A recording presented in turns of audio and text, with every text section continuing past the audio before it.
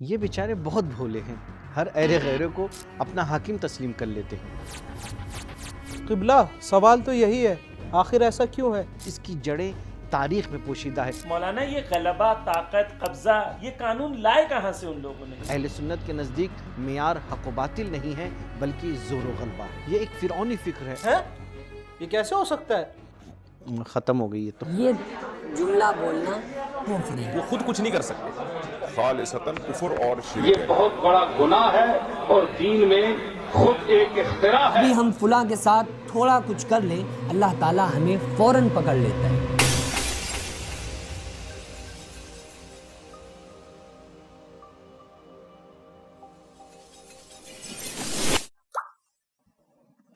کون ہے شجاع بھائی؟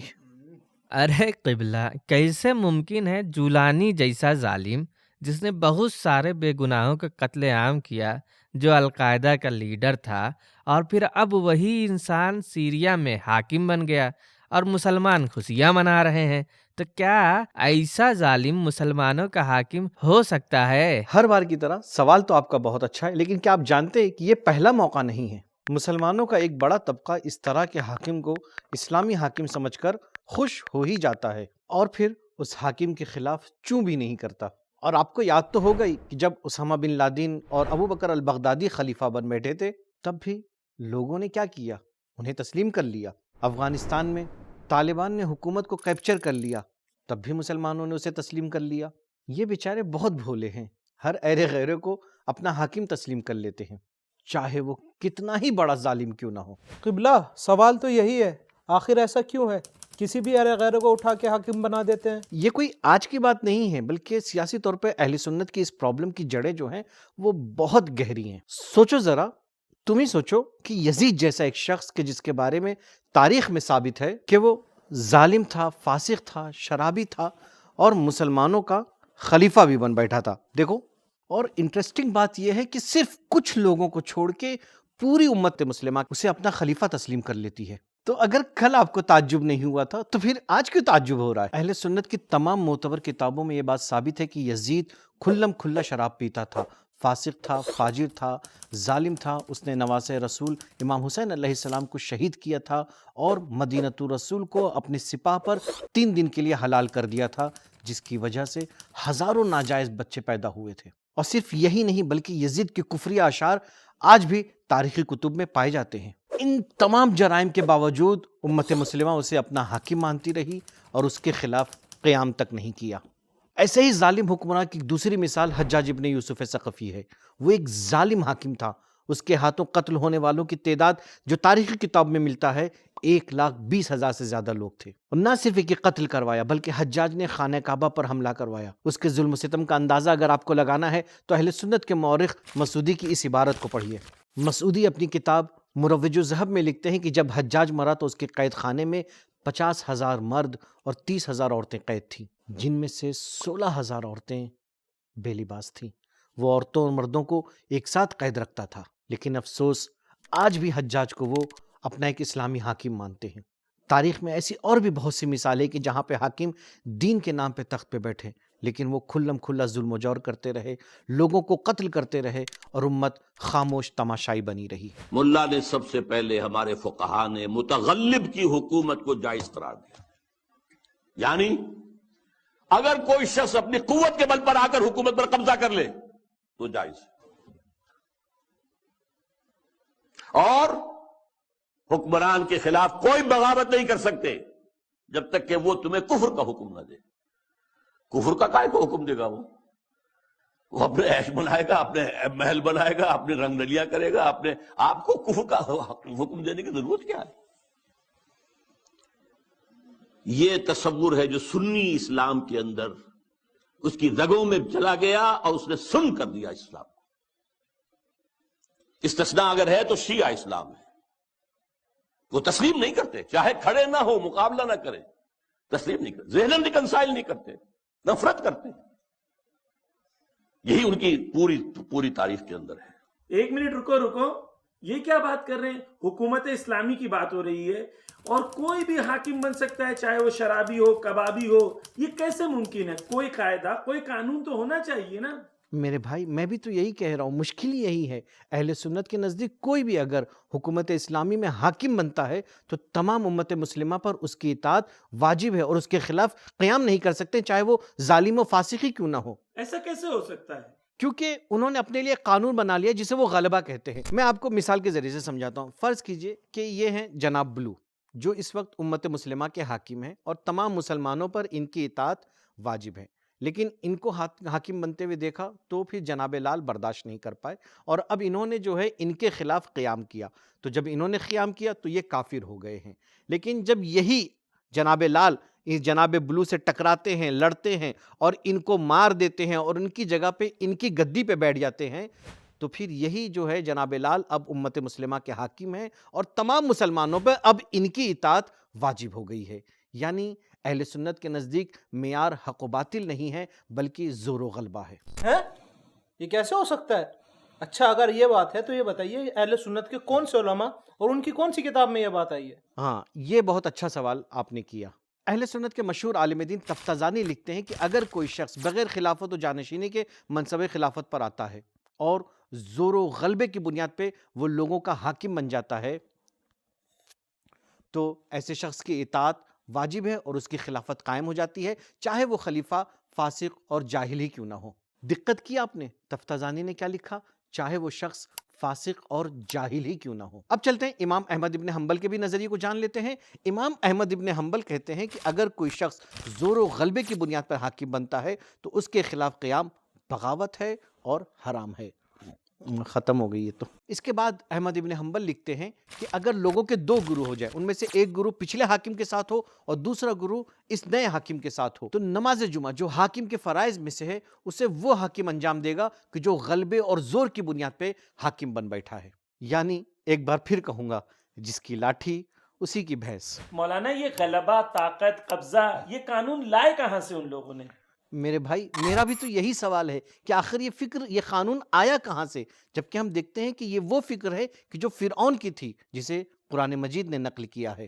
بسم اللہ الرحمن الرحیم، قد افلح اليوم من استعلا، یعنی آج وہ کامیاب ہے جو غالب آ جائے۔ یہ ایک فرعونی فکر ہے اور قرآن نے اس کی سخت مذمت کی ہے۔ سورہ مومنون کی آیت نمبر 46 میں ارشاد ہوتا ہے کہ یہ لوگ ہیں کہ جنہوں نے استکبار کیا، تکبر کیا، اور یہ ایک سرکش اور ریبل قوم ہے۔ وہیں دوسری طرف قرآن مجید میں ارشاد ہوتا ہے کہ اگر تمہارا ظالم کی طرف ذرہ برابر بھی جھکاؤ ہوگا تو یہ چیز سبب ہوگی کہ تم جہنم میں چلے جاؤ۔ اب یہاں پہ میں ایک سوال امت مسلمہ سے کروں گا کہ اگر ظالم کی طرف ہلکا سا جھکاؤ انسان کو جہنمی بنا سکتا ہے، تو پھر کیسے آپ کسی ظالم کو اپنا حاکم تسلیم کر لیتے ہیں؟ ایک چیز ہمیں سمجھ میں آ گئی کہ غلبہ ایک قانون ہے، لیکن خلیفہ تاریخ میں کیسے بنتے ہیں؟ بنیادی قانون ایک خلیفہ بننے کا ہمارے یہاں کیا ہے؟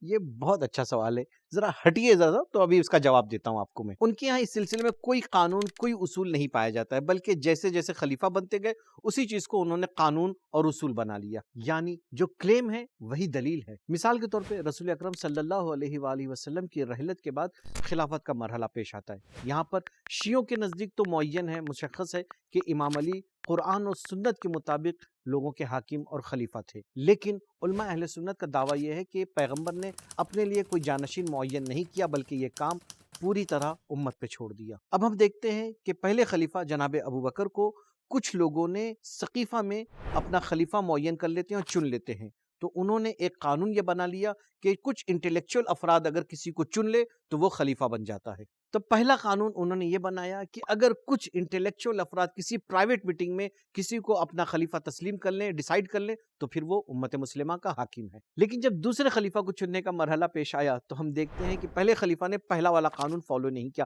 بلکہ انہوں نے خود جناب عمر کو خلیفہ کے طور پہ اپوائنٹ کر لیا۔ تو پھر دوسرا قانون ہمیں کیا ملتا ہے؟ نصب، یعنی اپوائنٹمنٹ۔ اور جب تیسرے خلیفہ کو چننے کا مرحلہ پیش آتا ہے تو ہم دیکھتے ہیں کہ دوسرے خلیفہ نے پچھلے دونوں قانونوں کو کینسل کر دیا اور ایک تیسرے قانون کو ایجاد کیا۔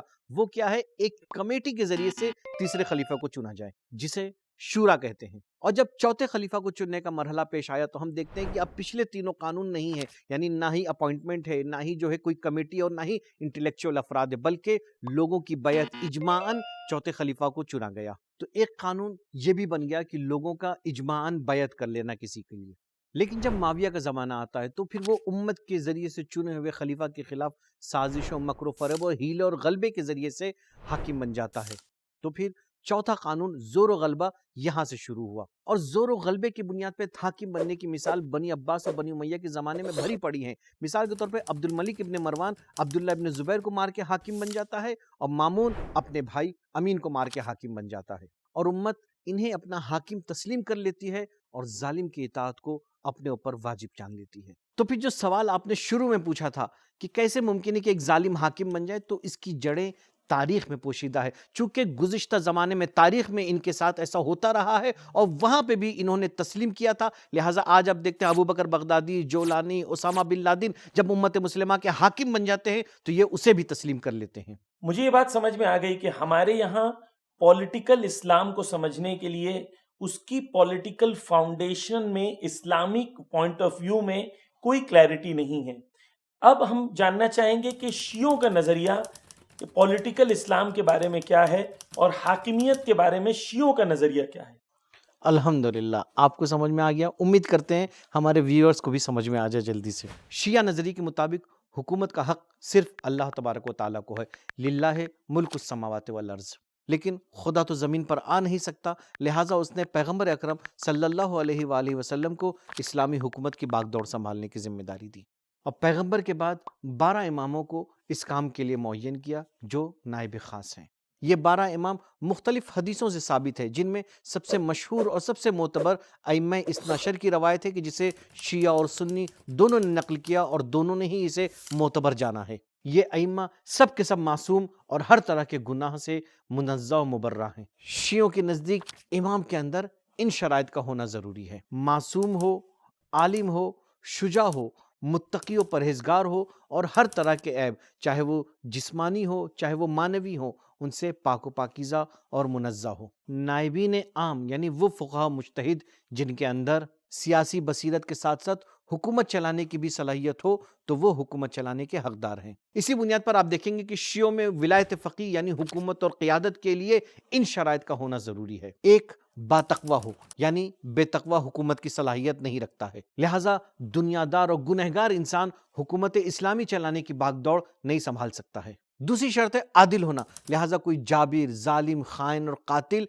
حاکم بننا تو دور کی بات ہے، وہ بلکہ سزا کا مستحق ہے، چاہے وہ کسی بھی عہدے پہ فائز ہو۔ اور تیسری اور سب سے امپورٹنٹ شرط ہے کہ اپنے زمانے کے تقاضوں کو بہتر سمجھتا ہو۔ چوتھی شرط حکومتی صلاحیت اور حکمت عملی میں اسے مہارت حاصل ہو، اور پانچویں شرط ہے شجاعت اور روحانی طاقت کا حامل ہو وہ انسان۔ جیسا کہ آپ کو پتا ہے کہ ایران میں ولی فقیہ کی حکومت ہے، لیکن اس ولی فقیہ کے اوپر ایک کمیٹی ہوتی ہے جس کا کام یہ ہوتا ہے کہ وہ ان شرائط کو دیکھتے ہوئے ولی فقیہ کو لوگوں کے لیے معین کرے، اور جب اس کمیٹی کو لگتا ہے کہ موجودہ ولی فقیہ میں ان شرائط میں سے کوئی ایک شرط بھی نہیں پائی جاتی ہے تو پھر اس کمیٹی کی ذمہ داری ہے کہ اس ولی فقیہ کو ہٹا کر کسی دوسرے فقیہ کو ولی فقیہ کی ذمہ داری دے۔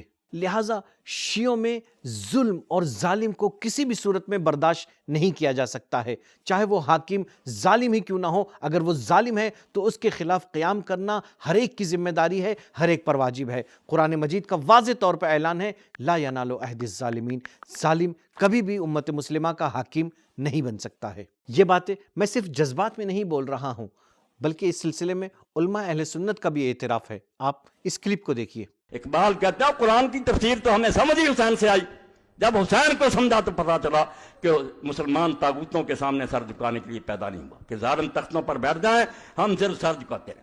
اور اس پر بھی میں پڑھوں گا کہ جب سے یہ نظریہ ایجاد کیا اہل سنت نے اور اہل حدیث نے کہ متسلط اور متغلب جو تخت پر بیٹھ جائے، بس نظریہ ضرورت کے تحت اس کو تسلیم کرو، میں اللہ کو حاضر ناظر کر کے کہتا ہوں کہ سارے دین کی بربادی اس لیے ہوئی کہ جس چیز سے یہ ڈرے تھے نا کہ اگر مقابلے میں اٹھے تو خون ریزیاں ہوں گی، اس سے زیادہ برائیاں ہیں۔ خون دینے سے تو بچ گئے، یہ جانیں بچاری چوہوں کی طرح بلوں میں گھس گئے، مگر حرام زادے سے زیادہ حرام زادہ آتا گیا اور امت آج تک بھگت رہی ہے۔ اگلے ایپیسوڈ میں ایک نئے عنوان کے ساتھ پھر آپ کی خدمت میں حاضر ہوں گے، تب تک کے لیے ہمیں اجازت دیجیے۔ خدا حافظ، شکریہ۔